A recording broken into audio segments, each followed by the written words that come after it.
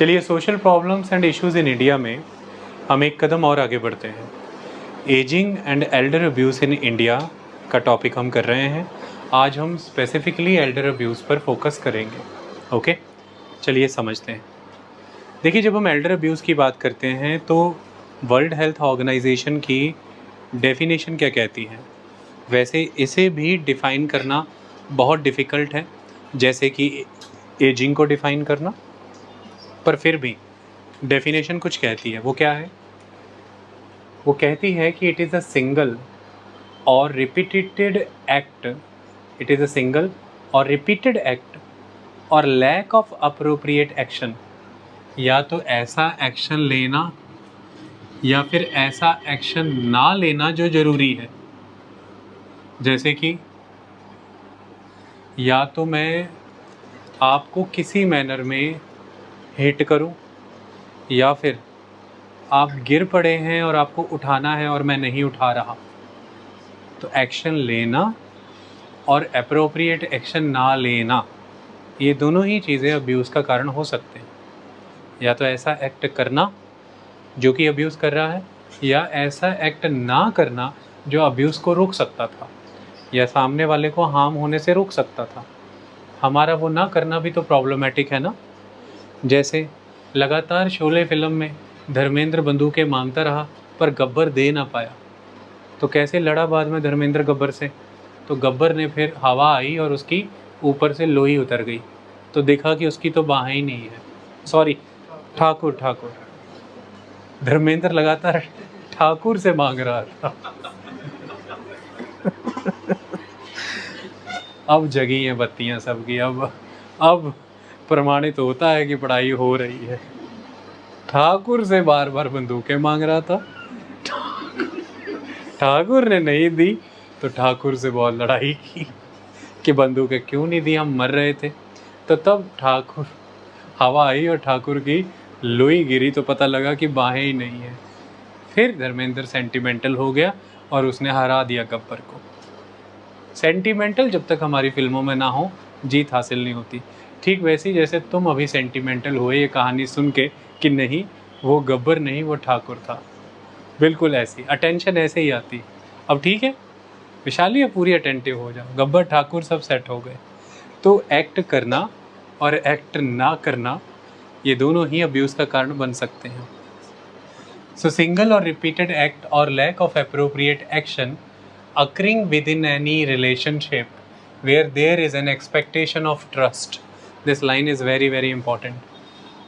अब हर राह चलते से या किसी से भी आप एक्ट नहीं एक्सपेक्ट करते, या हर किसी का इनएक्शन काम ना करना आपको प्रभावित नहीं करता। जिसके साथ आपका रिलेशन ऑफ ट्रस्ट है उसके एंड पर कोई ऐसे एक्ट करना जो आपको हार्म करें, या उसके एंड पर कोई ऐसे एक्शंस ना करना जो एक्सपेक्टेड थे कि वो करे, ये दोनों चीज़ें आपको हार्म कर सकती हैं। तो that expectation of trust is very important. So occurring within any relationship where there is an expectation of trust which causes harm or distress to an older person. Okay, ये एक डेफिनेशन है जिसके बारे में कोशिश की गई है कि एस्टेब्लिश किया जाए कि एल्डर अब्यूज़ क्या है। ओल्डर पर्सन के प्रति उस ओल्डर पर्सन का जिसके साथ एक रिलेशनशिप ऑफ ट्रस्ट है, उस व्यक्ति का उस ओल्डर पर्सन के प्रति कुछ ऐसे एक्ट करना जो कि उसे हार्म कर सकते हैं, या फिर कुछ ऐसे एक्ट ना करना जिससे कि वो हार्म हो रहा है। जैसे सपोज़ कीजिए कि वो डिपेंडेंट है वॉशरूम जाने के लिए, टॉयलेट के लिए किसी पर डिपेंडेंट है, और वो व्यक्ति जो उसे केयर ऑफ़र कर रहा है वो उसे वॉशरूम ले के नहीं जा रहा। उस समय उससे एक्सपेक्टेड है कि वह एप्रोप्रिएट एक्शन परफॉर्म करे और व्हीलचेयर का बंदोबस्त करके उसे वॉशरूम लेकर जाए, लेकिन वो नहीं लेकर के जा रहा। ये हुई एल्डर की अब्यूज़। आई बात समझ में? और दूसरी तरफ एक व्यक्ति है, वो ओल्डर है और आप उसे रोज़ रोज़ संपत्ति के लिए, पैसों के लिए या किन्हीं भी कारणों से वर्बली अब्यूज़ कर रहे हैं, ये एक्ट भी है एल्डर अब्यूज़, क्योंकि आपसे ये एक्सपेक्टेड नहीं था जो रिलेशन ऑफ ट्रस्ट है उसके बेसिस पर कि आप अब्यूज़ कर सकते हैं इस नेचर में। Okay, so this concept of trust is very very important, इसको याद रखना है। अब्यूज़ के लिए एक्शन करना और एक्शन ना करना, ये दोनों ही बहुत इंपॉर्टेंट है। अक्सर आप अपने घरों में देखेंगे, गाँव में ये फिर देखेंगे, मूवीज़ में दिखाया जाता है कि जो बुज़ुर्ग है वो खटिया पर लेटा कई देर से पानी मांग रहा है, कोई पानी नहीं दे रहा है। ये अब्यूज़ है। आप तब कहेंगे कि ना तो इसे मारा, ना गाली दी, ना कोई नुकसान पहुंचाया, तो ये अब्यूज़ कैसे? जो एप्रोप्रिएट एक्शन आपसे एक्सपेक्टेड था under the relationship of trust, वो आपने परफॉर्म नहीं किया है, तो ये अब्यूज़ ही काउंट होगा। ओके, इसी तरह से इंडियन स्टेट, इंडियन गवर्नमेंट एक relationship of trust Indian citizens का अपनी गवर्नमेंट और अपने नेशन से होता है। उसी के बेसिस पर जब वो गवर्नमेंट या वो नेशन जब वो रिस्पॉन्सिबिलिटीज़ फुलफ़िल नहीं करता जो उनसे एक्सपेक्टेड है, तो इसे भी एक अब्यूज़ की तरह देखा जाता है कि दैट गवर्नमेंट और the nation is abusing it's senior citizenry.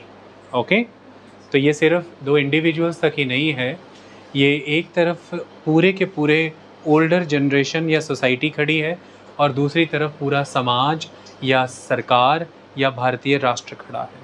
Indian society या द गवर्नमेंट, जिसे आप इंडियन स्टेट कह सकते हैं, और द इंडियन नेशन। वो ओल्ड सिटीजन ग्रुप या वो सिटीजनरी इस समय ये मान के चल सकती है कि दिस नेशन और दिस सोसाइटी और this state is abusive towards us, ये केयरलेस है हमारे प्रति, because there is a kind of element of relation of trust between the older groups of the society and the society at large. Okay? इस चीज़ को समझ के हमें चलना है। क्लियर हुई कहानी? यही कारण है कि सरकारों की जिम्मेवारी हो जाती है कि सरकार ओल्ड एज होम्स बना करके या मेडिकल प्रैक्टिशनर्स की मदद से या फिर हाउस होल्ड सपोर्ट्स की मदद से, फाइनेंशियल प्रोग्राम्स की मदद से उन ओल्डर सिटीजन्स को सपोर्ट और प्रोटेक्ट करे।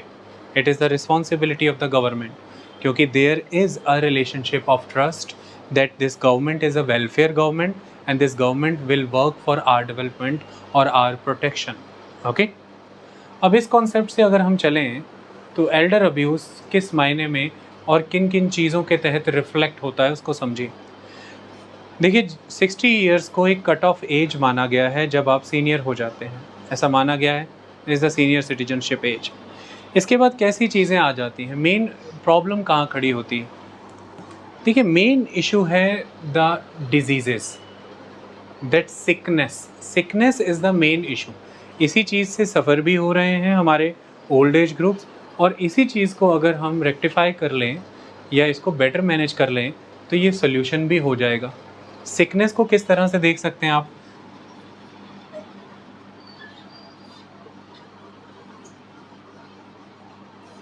देखिए, ध्यान से देखिए इस कॉन्सेप्ट को।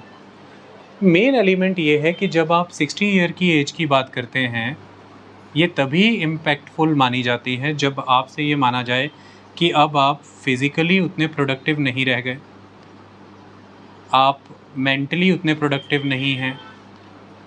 आप मेंटली और फिज़िकली प्रोडक्टिव नहीं रह पाते हैं जब आप कई तरह की बीमारियों से जूझ रहे होते हैं। ये एक बड़ा कारण है। आपको मान लीजिए हाइपरटेंशन का प्रॉब्लम है, बीपी, आपको डिमेंशिया का इशू हो रहा है, आपको अल्ज़ाइमर का प्रॉब्लम हो रहा है, चीज़ें भूलने की बीमारियां हो रही हैं, आपको डायबिटीज़ बहुत ज़्यादा है, या आप बहुत ज़्यादा ओबेसिटी से जूझ रहे हैं, या कई तरह की और शारीरिक बीमारियां जिनकी वजह से आपको लोकोमोशन प्रॉब्लम्स हो गई हैं, आप चल फिर नहीं पा रहे हैं। ऑल दीज थिंग्स ये आपकी फ़िज़िकल और मेंटल प्रोडक्टिविटी और कंट्रीब्यूशन को हैम्पर करता है। और जब आप फिज़िकली और मेंटली कंट्रीब्यूट नहीं कर पा रहे हैं, तभी एक सिचुएशन क्रिएट होती है कि आप लैग कर जाते हैं म्यूचुअल एक्सचेंजेस में।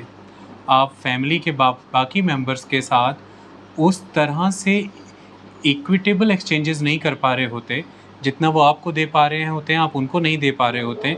इसी तरह से आपकी डिपेंडेंस इंक्रीज़ होती है, और ये डिपेंडेंस ही कारण बनती है अब्यूज़ का। This dependence is the reason of the abuse. तो अगर हम ये चाहते हैं कि एक व्यक्ति मेंटली प्रोडक्टिव बना रहे, फिज़िकली भी फिट रहे, उसकी डिपेंडेंस को हम किसी तरह से रिड्यूस कर पाएँ, वो फैमिली में होने वाले आदान प्रदान में, म्यूचुअल एक्सचेंजेस में बेटर कंट्रीब्यूट कर पाए, तो उसके लिए बहुत ज़रूरी है 2 फ्रंट पर काम करना। सबसे पहला फ्रंट यहाँ पर आता है कि हेल्दी लाइफस्टाइल को नेशनल लेवल पर प्रमोट करना। This is very important thing.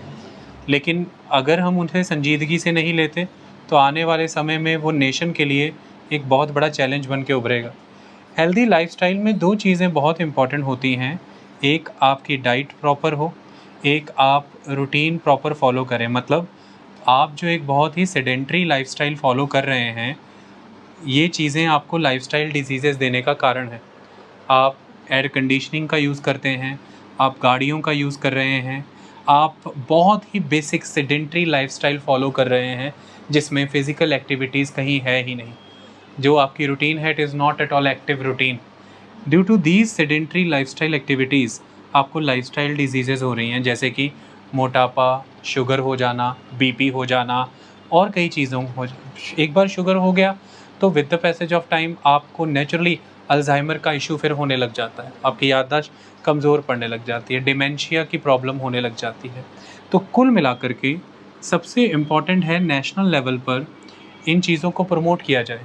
हमारे डॉक्टर्स को प्रैक्टिशनर की भूमिका से ज़्यादा, मतलब प्रैक्टिशनर की भूमिका निभाने के साथ साथ काउंसलर्स की भूमिका भी निभानी है। और उसका मतलब क्या है? जब आप काउंसलर्स की भूमिका निभा रहे हैं, इसका मतलब ये है कि आप लोगों को गाइड करें कि सिर्फ दवाओं से वो बीमारियां दूर ना करें, बीमारियां ना हों इसके लिए वो डेली रूटीन हैबिट्स कौन से डेवलप करें। यानी कि ये ज़रूरी है कि हम ज़्यादा से ज़्यादा फोकस प्रिवेंशन पर दें। ये प्रिवेंशन, ऐसा कहा जाता है, it is always better to prevent than cure. किसी भी चीज़ को क्योर करने से ज़्यादा ज़रूरी है कि हम उसकी प्रिवेंशन पर फोकस दें। और प्रिवेंशन पर फोकस कब किया जा सकता है? जो लोग उन बीमारियों से हम लोगों को निजात दिलाते हैं, हमें मुक्त कराते हैं, वो अगर टाइमली हमें गाइड करें कि हमें किस तरह का लाइफस्टाइल फॉलो करना चाहिए, तो धीरे धीरे हम में बदलाव आएगा। गवर्नमेंट को बड़े पैमाने पर सभी इंफॉर्मेशन डिसेमिनेशन नेटवर्क्स को यूज़ करके इन चीज़ों को अवेयरनेस कैंपेन का हिस्सा बनाना चाहिए कि लोगों को कैसी जीवन शैली अपनानी चाहिए। तीसरा, चाहे वो पॉलिसी मॉड्यूल के माध्यम से हो, चाहे वो जानकारियों के माध्यम से हो, खाने पीने में ऐसी क्रॉप्स, ऐसा न्यूट्रिशन इंड्यूस करना चाहिए जो कि आपकी लाइफ को डिज़ीज़ फ्री बना सके। जिसमें आज सरकारें लगातार इस चीज़ को प्रमोट कर रही हैं कि आप मिलेट्स को कंज्यूम करें। ऐसा माना जाता है कि वो हाई ऑन फाइबर होती हैं, ऐसा माना जाता है कि वो न्यूट्रिशन रिच होती हैं और वो आपको कई बीमारियों से दूर रखती हैं। सरकारें लगातार इन स्टैंडर्ड्स को मेंटेन रखती हैं कि पैकेज्ड फूड्स में इस तरह के प्रिजर्वेटिव्स ना हों जो आपकी हेल्थ को नुकसान पहुंचाएं। क्योंकि अगर उस तरह के फूड एग्जिस्ट करेंगे, आप कई तरह की लाइफस्टाइल डिजीज़ेस से जूझ रहे होंगे, बीमारियां होंगी। तो हेल्थ स्टैंडर्ड्स को मेंटेन रखना is very important. Food items का रेगुलेशन करना इज़ वेरी इंपॉर्टेंट, यानी कि जो स्टैंडर्ड्स हैं फूड के वो मेंटेन रखना। न्यूट्रिशन और न्यूट्रिशन से जुड़ी हैबिट्स को प्रमोट करना, it is also very important. लोगों को सही अवेयर करना अपनी डेली रूटीन के बारे में, it is very important to induce the exercise. Work culture को ऐसा प्रमोट करने की ज़रूरत है जिस वर्क कल्चर के अंदर हमारे पास इनफ टाइम हो for socialisation and our health developments, for leisure activities. आप जितने ज़्यादा लेजर एक्टिविटीज़ करेंगे, जितना ज़्यादा सोशलाइजेशन बेहतरीन होगा और जितनी ज़्यादा हेल्थ पर फोकस रहेगा, उतना ही आपका वर्क एंड लाइफ का अच्छा बैलेंस इस्टेब्लिश होगा और ये चीज़ें आपको बीमारियों से दूर रखती हैं। अगर आपने अपनी मिड एज में बीमारियों से खुद को बचा लिया, तो ये गारंटी है कि बुढ़ापा आने पर, यानी कि 60 ईयर अबव होने पर, आप बहुत हद तक अपनी डिपेंडेंस अपनी फैमिली पर रिड्यूस करेंगे, फिज़िकली और मेंटली। और ऐसे में आप उनको बेटर कंट्रीब्यूट कर पाएंगे। You can become asset for the society. चाहे वो किसी मैनर में आप अपने स्किल्स लोगों को इम्पार्ट करें, अपनी विजडम इम्पार्ट करें, या किसी भी पॉलिसी मेकिंग का हिस्सा बने, कॉलोनी को मैनेज करना है या घर को मैनेज करना है, you can play the productive role in your life. And इस चीज़ से आपकी डिपेंडेंस के टाइम को बहुत डिले किया जा सकता है, यानी कि आपकी एजिंग को प्रोडक्टिव बनाया जा सकता है, हेल्दी बनाया जा सकता है। और सरकारों की यही कोशिशें भी हैं कि एक व्यक्ति कैसे प्रोडक्टिव मैनर में उम्र दराज हो। ये तो फैक्ट है कि बायोलॉजिकली हम सबकी एज होनी है, बट ये ज़रूरी नहीं है कि वो बायोलॉजिकल एज को हम बहुत पहले ही कई तरह की दूसरी एजिंग में बदल दें, जैसे सोशलॉजिकल एज में, साइकोलॉजिकल एज में या क्रोनोलॉजिकल एजिंग। हम इन चीज़ों को रोक सकते हैं। बायोलॉजिकली बीइंग ऑर्गेनिज्म आपकी उम्र बढ़नी है, लेकिन आप अपने सोशल और फैमिली रूल्स को प्रोडक्टिव बनाए रख सकते हैं। और ये एक बड़ा तरीका है दुनिया भर के लिए एल्डर अब्यूज़ से बचने का। क्यों? एल्डर अब्यूज़ का बड़ा कारण डिपेंडेंस बनता है, और डिपेंडेंस को रिड्यूस करने के लिए ज़रूरी है कि हम बीमारियों को कंट्रोल करें, और उसके लिए ज़रूरी है कि बीमारी जब हो जाए उसका इलाज नहीं, बीमारियां कम हों, इसी के लिए आप बहुत समय पहले से अवेयर्ड और अवेकन्ड हों, जिसके लिए ज़रूरी है कि एक हेल्दी लाइफस्टाइल फॉलो हो। इसके लिए ज़रूरी है कि सरकारें इसको लेकर के प्रोग्राम चलाएं, लोगों में जागरूकता फैलाई जाए, हेल्थ स्टैंडर्ड्स को सरकार रेगुलेटरी लेवल पर बेटर मैनर में मैनेज करवाए, और जितने भी न्यूट्रिशन रिलेटेड एक्टिविटीज़ हैं देश में प्रमोट की जाएँ, चाहे वो क्रॉप्स हैं, चाहे किसी भी तरह का खान पान है, उसको बढ़ावा दिया जाए, तो लोगों में बदलाव आएगा। सिर्फ सरकार ये करे ऐसा ज़रूरी नहीं होता। जब हम सरकार की बात करते हैं तो government is a very big thing. आप उसमें सिविल सोसाइटीज़ और कई एनजीओज़ को भी लेकर के चलते हैं। सिविल सोसाइटीज़ का अगर मैं यहाँ पर नाम लूँ तो आप ज़रा इमेजिन करिए, एक ग्रुप आपने बहुत इम्पोर्टेंट सुना होगा, जैसे art of living. Art of living की हो सकता है आपने कभी क्लासेस भी लगाई हों। श्री श्री रविशंकर वही आर्ट ऑफ लिविंग की क्लासेस भी लगाते हैं। जी, मैं उन्हें यहाँ पर प्रमोट नहीं कर रहा, मैं सिर्फ आपको एक एग्जांपल दे रहा हूँ कि हम इन तरह की प्लेटफॉर्म्स को यूटिलाइज़ कर सकते हैं, इन सिविल सोसाइटीज़ को। आर्ट ऑफ लिविंग की क्लासेस में क्या सिखाया जाता है? आप अगर उनकी क्लासेस या वर्कशॉप लगाएं, स्ट्रेस को कैसे मैनेज किया जाए, हेल्दी बॉन्डिंग्स कैसे बनाई जाएं, बेहतर रिलेशनशिप्स कैसे मैनेज होते हैं, लाइफस्टाइल कैसा होना चाहिए, सेडेंट्री लाइफस्टाइल से आपको कैसे बाहर आना चाहिए। चाहे वो बाबा रामदेव के योग शिविर ही हों, व्यक्ति किस मैनर में अपनी संस्थाओं को चला रहा है एक बात है, लेकिन योग शिविर का जीवन में क्या उपयोग है ये एक अलग चीज़ है। तो इस तरह की सभी तरह के प्लेटफॉर्म्स, चाहे वो किसी तरह की साउथ इंडियन चिकित्सा की पद्धतियां हैं जो आपको बीमारियों से दूर रखती हैं, जैसे शिरोधारा, या आयुर्वेद में पंचकर्मा का सिद्धांत है, उस तरह की प्रैक्टिसेस, ये सारी चीज़ें प्रमोट करना ज़रूरी है ताकि लोग हेल्दी लाइफस्टाइल की तरफ आ सकें। ओके, हमने कल ही एक रिपोर्ट पढ़ी कि एम्स का सर्वे ये बताता है कि देश के अंदर 38% लोगों को non alcoholic fatty liver disease है, और ये non alcoholic fatty liver disease liver की बेटर फंक्शनिंग में ऑब्स्ट्रक्शन क्रिएट करती है, और यही चीज़ आगे जा कर के हमारी लिपिड प्रोफाइल को बिगाड़ती है, कोलेस्ट्रॉल से एक्युमुलेट होते हैं, और उससे फिर हमें कई तरह की कार्डियक प्रॉब्लम्स आती हैं। अगर हम इस चीज़ पर ध्यान दे लें, उसके मुख्य कारण उन्होंने क्या बताया? उन्होंने बताया कि लोगों का एक सेडेंट्री लाइफस्टाइल है, लोग फिज़िकल वर्क कर नहीं रहे। दूसरा, उन्होंने बताया कि फ़ास्ट फूड कंजम्पशन बहुत ज़्यादा बढ़ गया है due to urban lifestyle, instant food is very important.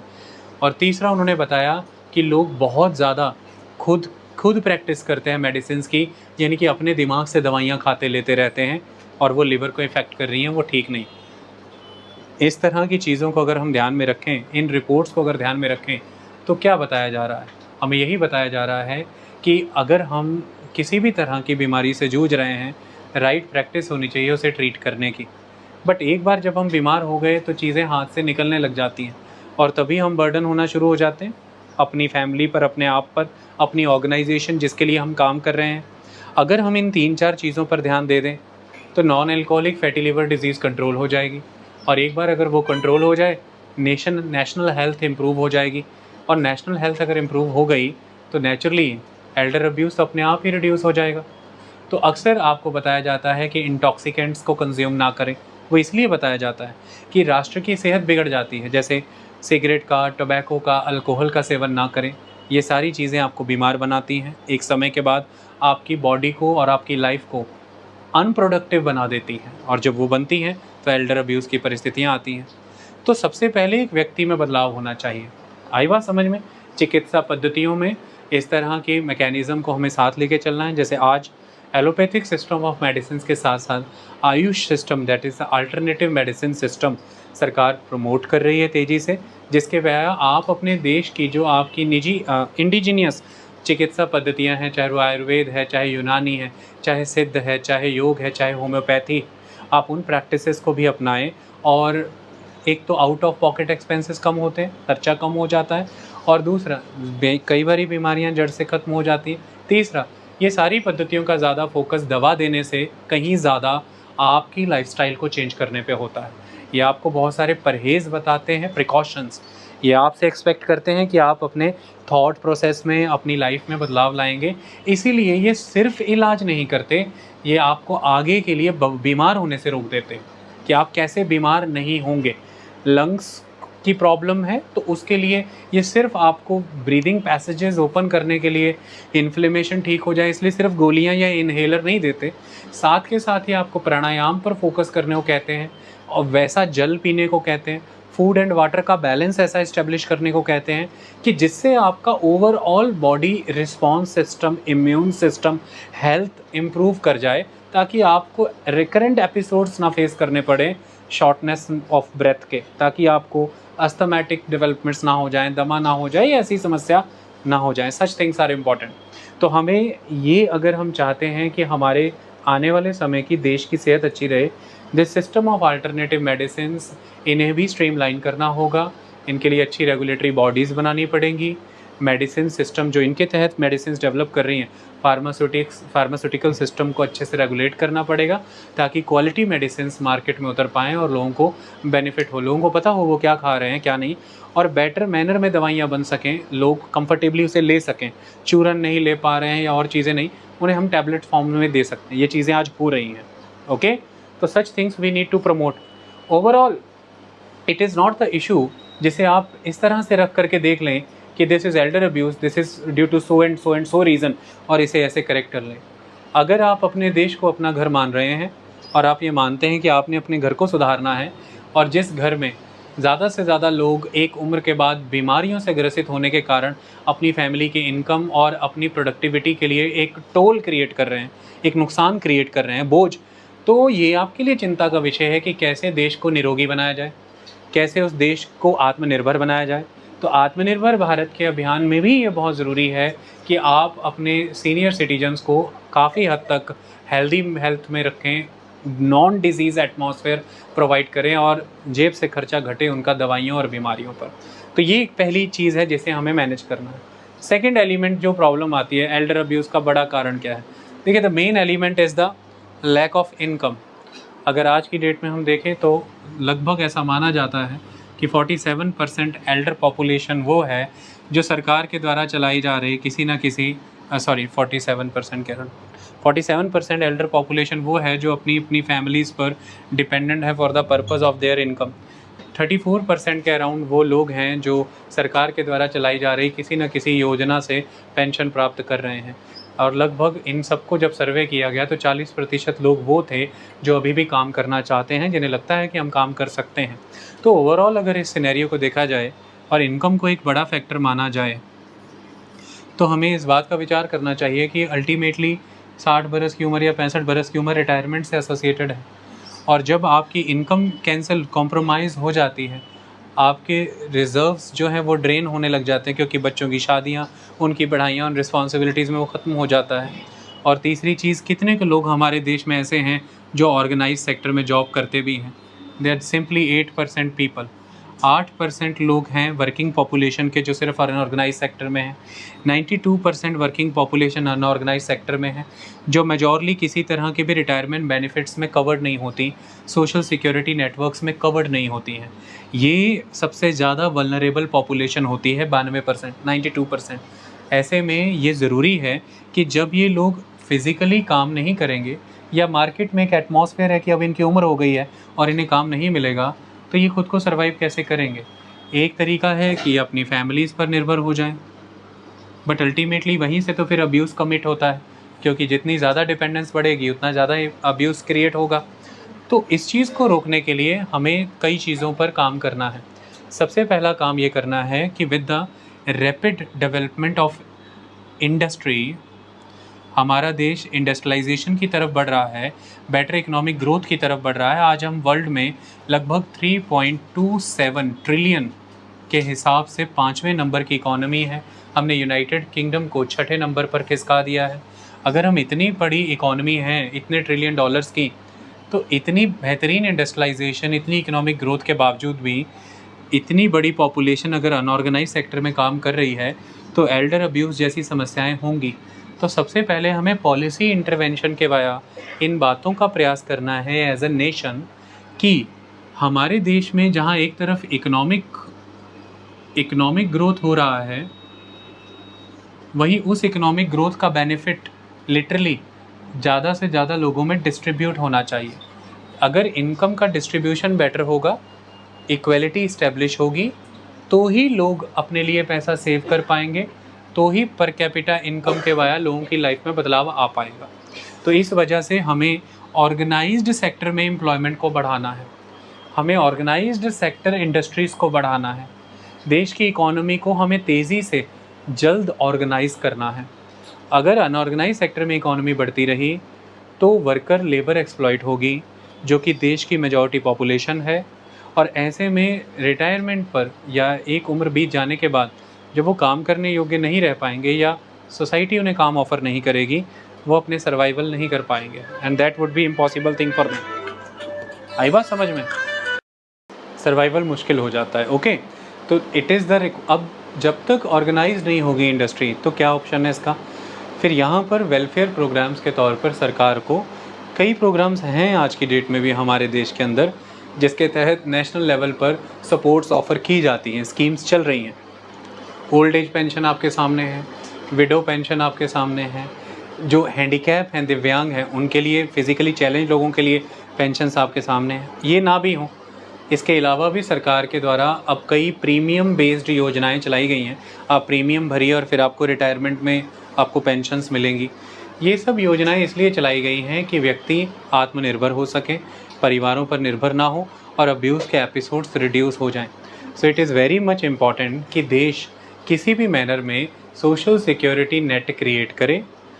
Retirement के बाद उन लोगों की इनकम, उनकी ज़रूरतों का ध्यान रखा जाए, उनकी क्लोथिंग, उनकी शेल्टर, उनकी न्यूट्रिशन, उनका ट्रीटमेंट, उनकी मेडिसिन्स, एटलीस्ट इन बेसिक सुविधाओं को देश को प्रदान करना है उन्हें। और उसके लिए देश अगर समय से मैकेनिज़्म बना के चलता है तो वो देश पर भी बर्डन नहीं बढ़ेंगे और उनकी स्वयं की भी डिग्निटी मेंटेन रहेगी। Article 21 of the constitution simply आपको एनिमल सर्वाइवल के लिए सिर्फ़ और सिर्फ अधिकार नहीं देता, वो एक डिग्निफाइड लाइफ की बात करता है और वो लिबर्टी की बात करता है।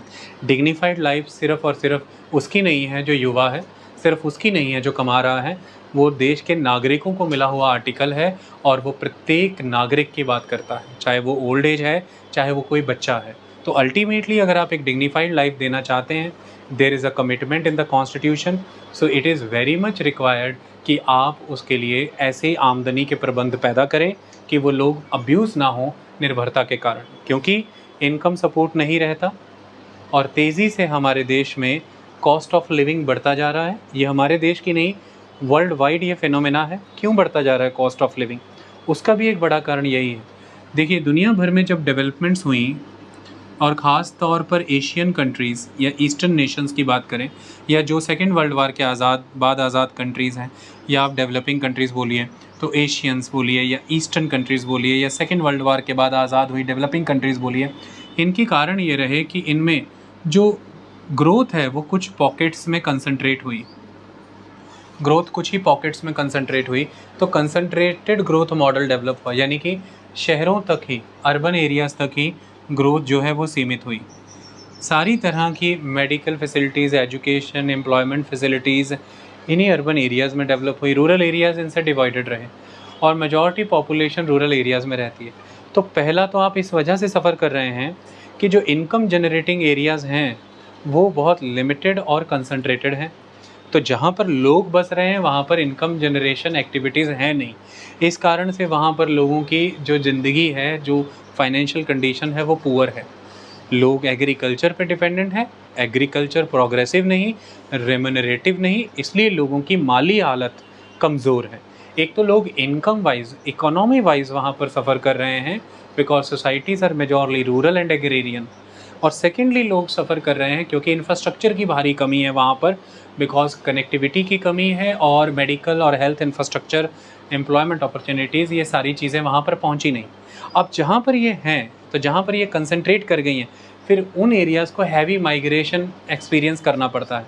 तो due to that heavy migration the cities are overburdened. ज़मीनें वहाँ महंगी हो गई हैं, लैंड बहुत कॉस्टली है, कम्यूटेशन करना बहुत कॉस्टली है, जो ट्रैवल फेयर्स हैं वो बहुत ज़्यादा हो चुके हैं। तो हर चीज़ जब फिर कॉस्टली हो जाएगी, पानी है, बिजली है, ज़मीन है, ऐसे में जब आप वहाँ पर कमा रहे हैं, जिस देश में 92% पॉपुलेशन वर्किंग अनऑर्गेनाइज सेक्टर में काम कर रही है, जहाँ पर कि फिर रेम्यूनरेशन भी अच्छा नहीं मिलना, एक्सप्लॉयटेशन ही होना है, तो उस आमदनी से फिर उस शहर में गुजर बसर है नहीं। ऐसे में जब आप पॉसिबिलिटी है कि आप अपने बूढ़ों को, वृद्धों को गाँव में छोड़ कर के आएँगे, साथ लेकर के नहीं आएँगे, क्योंकि आप यहाँ पर बड़ी पॉसिबिलिटी है कि इनह्यूमन कंडीशन में रहेंगे। एक कमरे में 4-4 लोग रहेंगे, 5-5 लोग रहेंगे, एक शौचालय रहेगा जिसे सभी प्रयोग करेंगे। तो एल्डर्स का साथ आ पाना पॉसिबल नहीं है। आप यहाँ पर रह रहे हैं किसी तरह से, अपना cost of living he manage कर पा रहे हैं और उसी से जो बचा-खुचा पैसा है वो गाँव भेज रहे हैं, तो वहाँ पर वो कॉस्ट ऑफ लिविंग ऑफ़र कर पा रहे हैं। लेकिन वहाँ पर भी सोचने वाली बात ये है कि केयर गिवर्स की कमी होती जा रही है। तो this rapid industrialization in the few concentrated areas and the economic growth concentrated in few urban pockets, इसने जो माइग्रेशन का ट्रेंड बिगिन किया, जो ग्रामीण इलाके से बड़े पैमाने पर लोग माइग्रेट होकर के शहरों की ओर आए, इसने पीछे जिन्हें छोड़ दिया वो महिलाएं, बच्चे और बुज़ुर्ग हैं। और जब महिलाएं, बच्चे और बुज़ुर्ग पीछे छूट जा रहे हैं, तो बच्चे तो स्वयं निर्भर हैं, डिपेंडेंट हैं, बुज़ुर्ग भी डिपेंडेंट हैं, अब बच रही है महिला, और वो जो महिला है मेजॉरली स्पाउस हैं। तो इस कारण से ही आंकड़े बताते हैं कि सबसे पहले जो अब्यूज़ हो रहा है एल्डर का, वो पुत्र ही के हाथों हो रहा है, क्योंकि केयर गिवर पुत्र है। हमारी पैट्रियार्कल सोसाइटी में it is the responsibility of the sun.